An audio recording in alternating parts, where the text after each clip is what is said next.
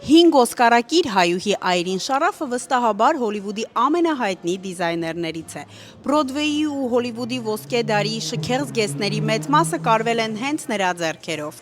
Այրին Շարաֆը գույն ու կյանք է տվել այնպիսի ֆիլմերի, ինչպիսիք են Կլեոպատրան, Ով է վախենում Վիրջինիա Վուլֆից, Թագավորը և ես, Ամերիկացին Փարիզում, Վեսթսայդյան պատմություն և այլն։ Նորաձևության աշխարհում նրա առաջին աշխատանքը եղել է որպես նկարազարդող Vogue և Harper's Bazaar ամսագրերի համար։ Ապրելով Փարիզում նա սովորել ու ոգեշնչվել է այնպիսի նորաձևության խորհրդանիշներից, ինչպիսիք են Կոկո Շանելն ու Էլզա Սկիապարելլին։ Նա 16 անգամ առաջադրվել է Օսկարի, 5 անգամ ստացել է ոսկե արձանիկը։ Շարաֆը նաև ստացել է ԱՄՆ թատերական ամենահեղինակավոր Թոնի մրցանակը «Թագավորը և ես» մյուզիքլի համար։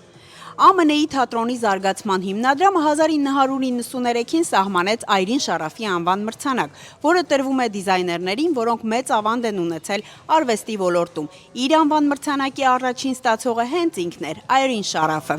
Ես Տաթևիկ Սայադյանն եմ։ Հետևեք ինձ ավելի շատ հայկական պատմություններ իմանալու համար։